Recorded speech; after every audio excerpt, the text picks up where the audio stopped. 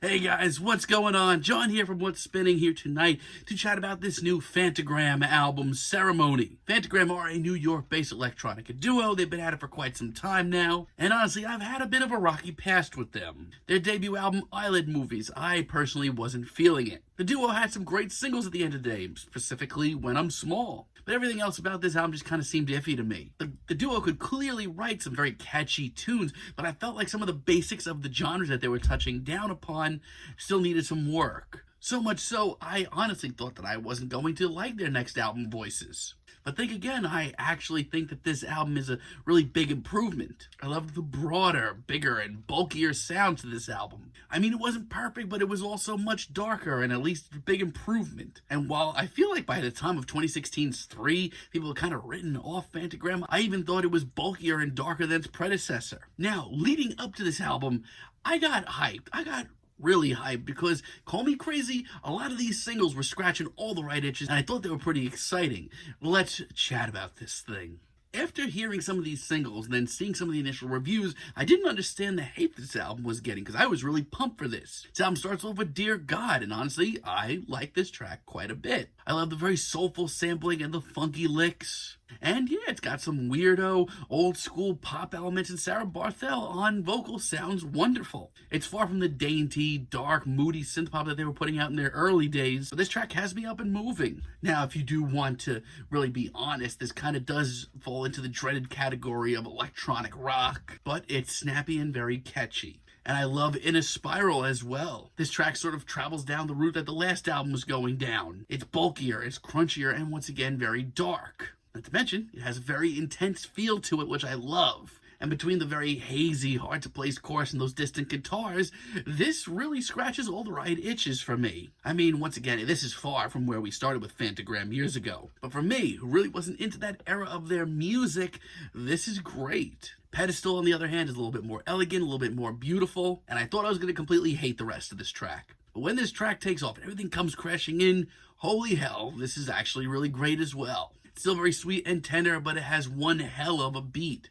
I mean, yeah, I'm really not used to Phantogram going this hard on a track, but I love it. And Let Me Down is a sort of low-key, very steamy, almost sexy tune that I can get with as well. I love the muscular riff here and the funky grooves once again. There's a lot of those here. This is something a little bit new for Phantogram, at least for a while, and honestly, they pull it off very well. It's very cosmic sounding, and I love the swirling synths on this track. And just how busy this track gets actually does a lot for me as well. I mean, sure, some of Sarah's higher notes don't really hit me nearly as hard, but overall, this track's pretty good. Well, that's gonna do it for this review. Actually, no, it's not. I have to talk about the rest of this album, and I hope you enjoyed everything good I have to say about this, because the rest of this album is a disaster.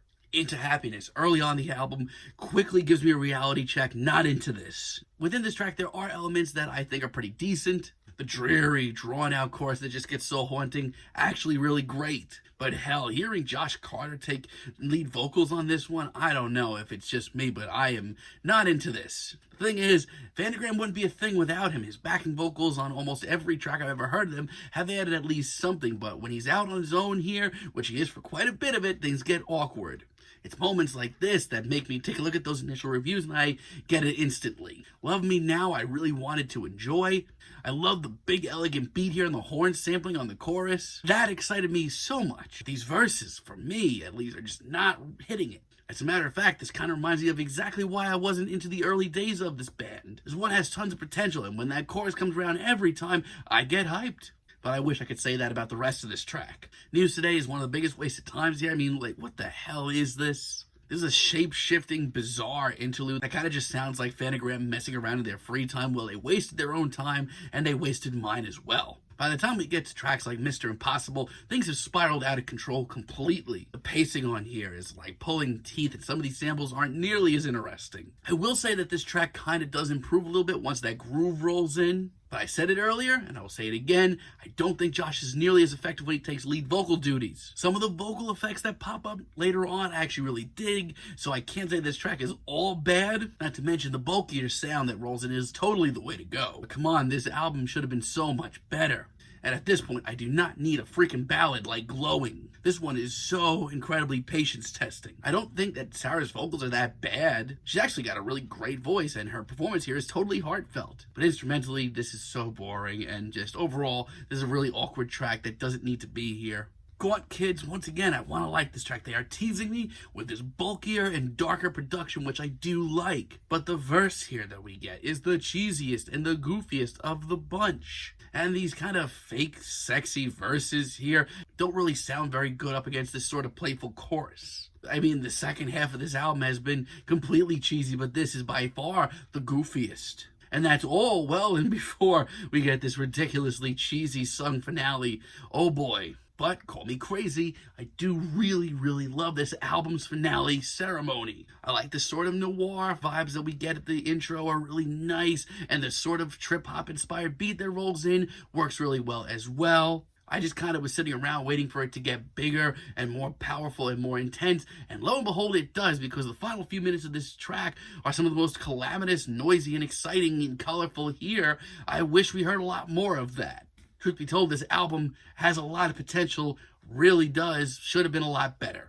So yeah, despite this album having a handful of very exciting, at least to me, singles that are pretty freaking great still, I'm still holding on to that.